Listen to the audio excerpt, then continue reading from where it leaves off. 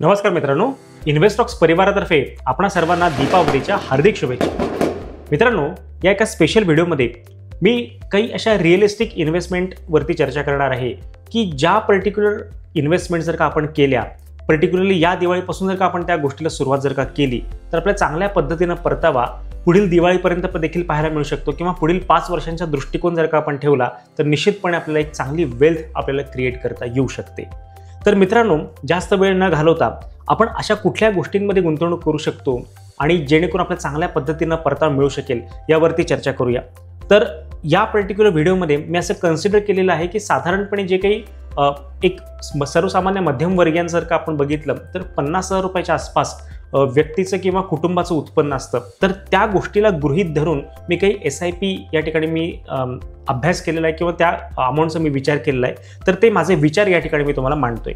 तर पहिला जो ETF आहे या ठिकाणी त्याचं नाव आहे ICICI Prudential Nifty mid cap 150 ETF। आता मिड कॅप कंपन्या ज्या आहेत या पुढे जाऊन लार्ज कॅप कंपन्या देखील होऊ शकतात, त्यामुळं आपण 150 टॉपच्या 150 मिड कॅप कंपन्यांवर जर का फोकस केला तर निश्चितपणे आपल्याला पुढील काळामध्ये चांगला परतावा मिळू शकतो आणि ते देखील SIPच्या माध्यमातून करणं कधीही शहाणपणाचं लक्षण ठरतं। कारण की जर का आपण लमसम जर का गुंतवणूक केली तर आपल्याला माहिती नसतं की पुढील काळामध्ये मार्केट इमिजिएटली अपसाइड मोमेंटम द्यायला सुरुवात करेल का मार्केटमध्ये डाऊनसाइड मोमेंटम येईल। त्यामुळे SIP जर का केली तर मार्केटच्या प्रत्येक लेवलला प्रत्येक थरावरती आपली गुंतवणूक ही होऊ शकते आणि निश्चितपणे 5 वर्षाच्या दृष्टिकोनातून चांगला परतावा आपल्याला मिळवता येऊ शकतो। तर पहिला आहे ETF ICICI Prudential Nifty mid cap 150 ETF।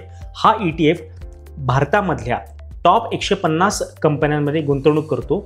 Mid cap companies growth फेजमध्ये असतात आणि इथूनच फ्युचर लार्ज कॅप्स तयार होतात, त्यामुळे हा ETF हाय ग्रोथ पोटेन्शियल देतो आणि पोर्टफोलिओला स्पीड देण्याचं काम करू शकतो। त्यामुळे हा ETF निश्चितपणे आपल्या पोर्टफोलिओमध्ये असायला हवा आणि यामध्ये साधारणपणे दर महिन्याला आपण 2,000 रुपयापर्यंत SIP करू शकतो।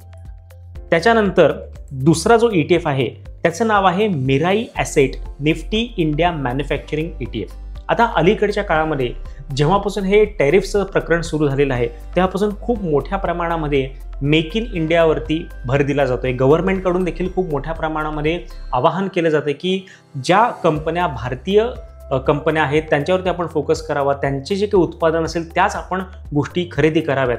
त्यामुळे इथून पुढच्या काळामध्ये निश्चितपणे मेक इन इंडिया थीम ही खूप स्ट्रॉंग असणार आहे। तर मिराई ॲसेटचा निफ्टी इंडिया मॅन्युफॅक्चरिंग ETF हा पर्टिक्युलरली मेक इन इंडिया थीमवरती असल्या कारणाने यामध्ये देखील आपण चांगल्या पद्धतीनं एक वेल्थ क्रिएट करू शकतो पुढील 5 वर्षाचा दृष्टिकोन जर का ठेवला तर। आणि यामध्ये साधारणपणे 1,500 ते 2,000 पर्यंत आपण SIP जर का केली तर स्ट्रॉंग इकॉनॉमिक थीम आपल्याला या ठिकाणी कॅप्चर करता येऊ शकते। त्यामुळे या देखील ETFचा आपण सर्वांनी जरूर अभ्यास करावा। तिसरा ETF या ठिकाणी मी तुम्हाला सुचवेन ज्याचं नाव आहे Nippon India ETF Nifty PSU bank बीज। आता तुम्ही जर का ब्रोकरच्या टर्मिनलवरती जर का गेला तर PSU बँक बीज जर का तुम्ही सर्च केलं तर तो निप्पॉन इंडियाचाच तुम्हाला त्या ठिकाणी सापडेल। तर हा ETF पब्लिक सेक्टर बँक्सला ट्रॅक करतो, जसे की SBI, bank of Baroda, Canara bank किंवा इतरही कुठल्या सरकारी बँक आहेत त्या सर्व सरकारी बँकांवरती हा पर्टिक्युलर ETF फोकस करतो।